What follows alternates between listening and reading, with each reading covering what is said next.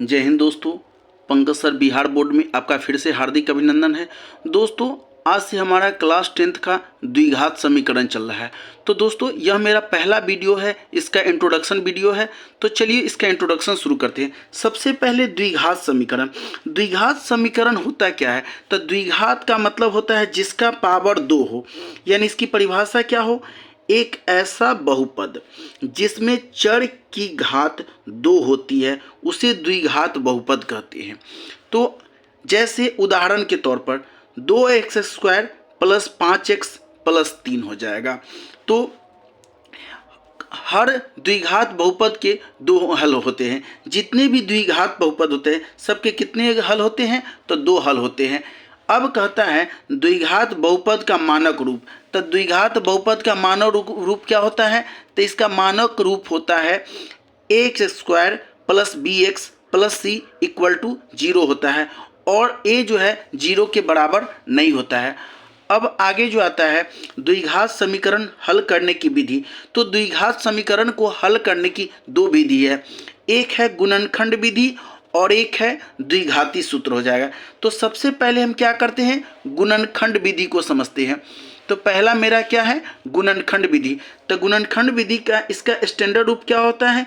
ax² plus bx plus c equal to 0 हो जाएगा। जैसे उदाहरण के तौर पर क्या लेते हैं? एक उदाहरण लेते हैं 2x² minus 5x plus 3 equal to 0। तो चलिए इसको पहले हम सॉल्व करते हैं। तो हम सबसे पहले क्या करेंगे, इस 2x² को और 3 को दोनों को आपस में क्या करते हैं? मल्टीप्लाई करेंगे। तो 3 को 2 से मल्टीप्लाई करेंगे तो क्या आ जाएगा? 6x² आ जाएगा, प्लस में आ जाएगा। अब इसको 2 पार्ट में ऐसे तोड़ना है जो दोनों को गुना करेंगे तो प्लस 6x² आ जाएगा, और अगर जोड़ेंगे तो माइनस 5x आ जाएगा। तो इसको हम माइनस 2x और माइनस 3x में तोड़ सकते हैं। अगर देखिए गुना करेंगे तो 3 2 जा 6 माइनस माइनस प्लस x² आ जाएगा। अगर सम करेंगे तो माइनस 2x और माइनस 3x यानी माइनस 5x आ जाएगा। तो क्या लिखेंगे इसको? 2x² minus 2x minus 3x plus 3 equal to 0। अब इन दोनों में से क्या कॉमन ले लेंगे? इन दोनों में से हम 2x कॉमन ले लेते हैं। तो क्या बच जाएगा? यहाँ पर x माइनस 1 बचेगा। फिर इन दोनों में से क्या कॉमन लेंगे? माइनस 3 कॉमन ले लेंगे। तो क्या बचेगा? x माइनस 1 बराबर 0। चेक कर लेते हैं। प्लस माइनस 3x हो जाएगा और माइनस माइनस प्लस 3 हो गया। चलिए अब यहाँ पे x माइनस 1 है और x माइनस 1 है। तो इन दोनों x माइनस 1 में से हम क्या कॉमन ले लेंगे? x माइनस 1 कॉमन ले लेंगे। तो क्या बचेगा? 2x माइनस 3 बच जाएगा। चलिए अब इसके आगे हम क्या करेंगे? तो यहाँ पे लिखेंगे x माइनस 1 इक्वल टू 0। तो x इक्वल टू क्या होगा? माइनस में इधर आकर के प्लस में 1 आ जाएगा, और 2x माइनस 3 इक्वल टू 0। तो 2x इक्वल टू क्या हो जाएगा? माइनस में इधर आकर के प्लस में 3 आ जाएगा, और x इक्वल टू 2 मल्टीप्लाई में डिवाइड में आ जाएगा, यानी 3/2। यानी इसके 2 हल निकले, एक x का मान 1 निकला और एक x का मान क्या निकला? 3/2 निकला। चलिए अब इसका जो है सेकंड जो है द्विघाती सूत्र उसको सॉल्व करते हैं। जैसा कि इसका दूसरा जो मेथड है द्विघाती सूत्र। द्विघाती सूत्र के लिए इसका फॉर्मूला होता है x equal to minus B plus minus root under b² minus 4ac बटे 2a। उदाहरण के तौर पर हम क्या लेते हैं? 2x² minus 5x plus 3 equal to 0। तो पहला जो टर्म है इसको हम क्या मानेंगे? a मानेंगे, यह मेरा b हो जाएगा और c हो जाएगा। तो इसको हम चलिए सॉल्व करते हैं। तो x इक्वल टू हो जाएगा माइनस, और b की जगह पर क्या हो जाएगा? -5 plus minus root under b²। b की जगह पर क्या लिखेंगे?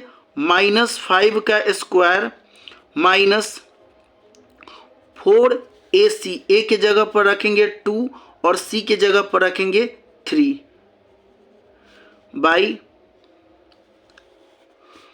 2a ए के जगह पर क्या रखना है 2। चलिए इसको अब हम क्या करते हैं, सॉल्व करते हैं। तो माइनस माइनस प्लस हो जाएगा 5 प्लस माइनस रूट अंडर -5 का स्क्वायर करेंगे तो 25 माइनस 3 दूना 6 चक 24 बटा 2 दूना 4 हो जाएगा। तो 5 प्लस माइनस 25 में से 24 जाएगा, एक रूट में है तो बाहर निकलेगा तो 1 हो जाएगा बटे 4।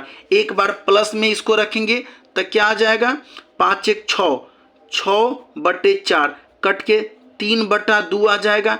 एक बार हम क्या रखेंगे माइनस रखेंगे तो 5 में से 1 जाएगा तो 4 बटे 4 कट करके आंसर क्या आ जाएगा 1। यानी पिछले हमने क्या किया था, पिछला जो था फॉर्मूला उस पर भी मेरा आंसर 2 आया था, एक आया था 3 बटे 2 और एक आया था 1 आया, और द्विघात सूत्र से भी एक का आंसर आया 3 बटे 2 और दूसरा क्या आया 1 आया। चलिए अब इसका आता है एक लास्ट जो होता है हेडिंग है विविक्तकार। क्या होता है विविक्तकार, इसको इंग्लिश में डिस्क्रिमिनेंट कहते हैं।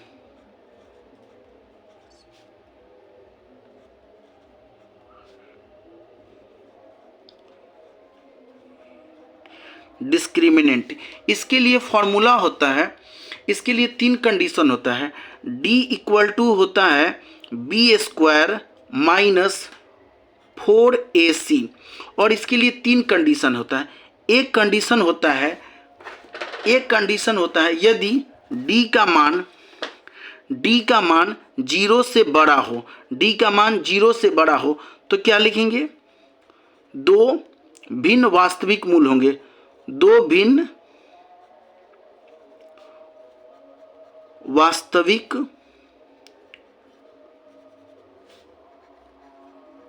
मूल होंगे। जैसे उदाहरण के तौर पर हम लेते हैं, पहला ही क्वेश्चन था 2x square minus 5x plus 3 = 0। तो क्या है, तो लिखेंगे d = b स्क्वायर, b के जगह पर हो जाएगा -5 का स्क्वायर माइनस 4ac, 4 a के जगह पर रखेंगे 2 और c के जगह पर हो जाएगा 3, तो -5 का स्क्वायर हो जाएगा 25 माइनस 4 दूना 8 3 24 हो जाएगा।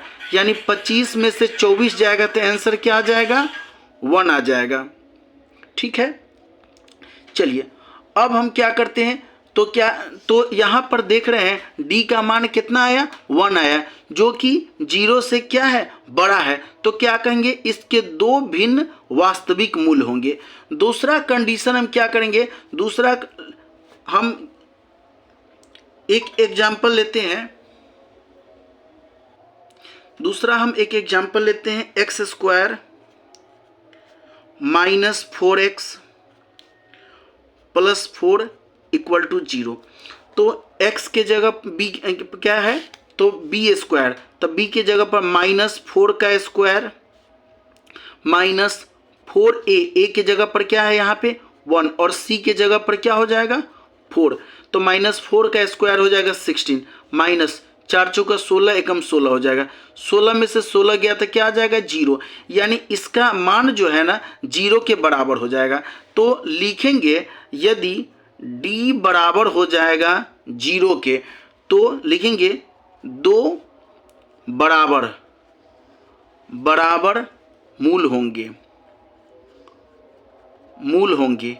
यानी कहने का मतलब होता है अगर d अगर 0 के बराबर होगा तो यहाँ पर 2 हल होगा और दोनों बराबर होगा। एक तीसरा कंडीशन होगा 0 से d का मान क्या होगा छोटा हो जाएगा। उसके लिए हम एक उदाहरण लेते हैं 2x square minus 4x plus 3 = 0। तो क्या लिखेंगे d = b स्क्वायर, तो d = b स्क्वायर, तो b की जगह पर -4 का स्क्वायर माइनस 4ac, a के जगह पर 2 और c के जगह पर 3, -4 का स्क्वायर हो जाएगा 16 माइनस 4 दूना 8 3 24 हो जाएगा। यानी 24 में से 16 घटेगा तो क्या आ जाएगा, -8 आ जाएगा। यानी यह 0 से क्या हो गया, डी का मान छोटा हो गया। तो क्या लिखेंगे, इसका कोई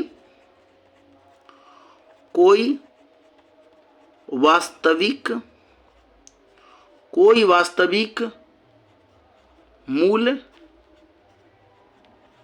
नहीं होंगे, यानी इसका कोई हल नहीं होगा। तो चलिए दोस्तों, मेरा यह इंट्रोडक्शन पार्ट कंप्लीट होता है। दोस्तों नेक्स्ट वीडियो से हम इसके क्वेश्चन पढ़ाएंगे। धन्यवाद।